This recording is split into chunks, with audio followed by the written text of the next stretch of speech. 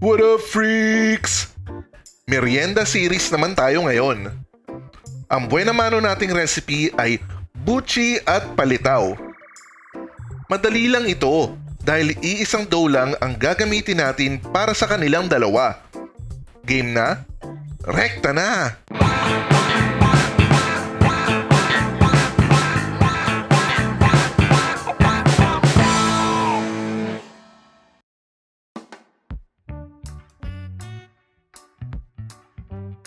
Glutinous rice flour, asukal, raw sesame seeds, 1 cup of very hot water, ngeso, chocolate, munggo and ubi paste, dulce de leche, at roasted sesame seeds. Umpisahan natin sa 2.5 cups of glutinous rice flour. Para matansya natin ang consistency ng ating mixture, dahan-dahanin natin ang pagdagdag ng mainit na tubig. Mix ng konti, tapos isunod na natin ang asukal na tinunaw sa mainit na tubig.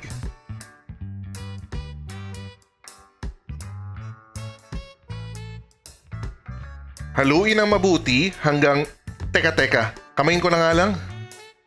Haluin ng mabuti hanggang maging smooth ang texture nito. Pwede kayong magdagdag ng malagkit kung masyadong malagkit. Gets nyo ba? Yan! Set aside muna natin for 15 minutes. Bilis nun ah! Anyway, pwede na natin siya lagyan ng mantika para hindi siya mag-dry at madali siyang haluin.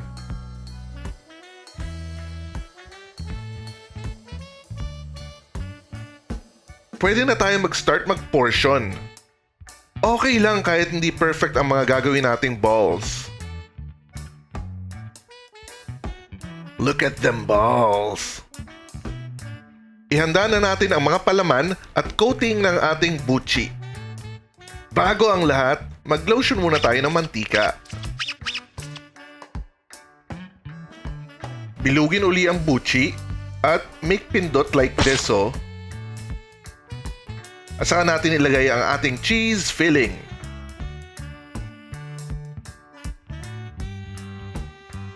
Isil ng mabuti tulad nito para naman hindi nagsisiputukan ng mga buchi nyo. Lastly, pagulungin natin siya sa sesame seeds. Ulitin lang natin lahat ng mga steps para sa ibang filling. Gumamit kami ng chocolate chips para dito. La.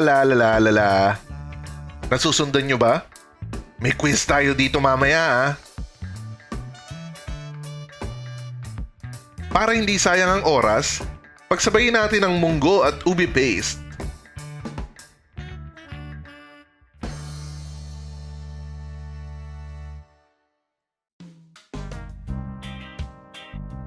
Nice one! Ay, nice many pala! I-next naman natin ang palitaw. Paghaluin lang natin ang toasted sesame seeds at asukal para sa ating coating. Bilog konti. Lagyan na natin ng palaman. Optional lang to ah. Gumamit kami ng dulce de leche. Isil din natin siya ng maigi at i-flat ng konti kasi ayaw natin siyang mapagkamalang buchi. Very nice! Mag-start na tayo magluto. Mantika para kay buchi at tubig para kay palitaw. Pow! Iwanan muna natin ang ating palitaw kasi luto na ang ating buchi!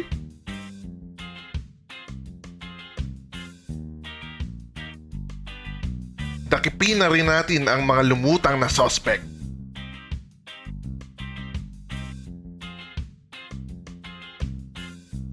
Lastly, i-dab natin ang mga palitaw sa ginawa nating coating kanina. Mas masarap to kung may kinadkad na nyog. Sayang, hindi kami nakabili kanina.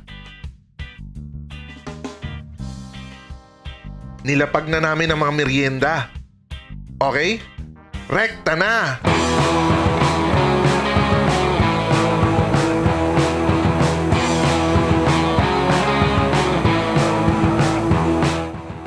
Hindi nyo na kailangan mag-abang ng ilalapag na merienda sa Facebook groups ng lugar nyo. Para sa ating quiz, ano ang huli nating nilagay na filling sa ating buchi? Comment lang sa baba. Para sa mga susunod na panalong recipe, please like and subscribe. Veggie Freaks out!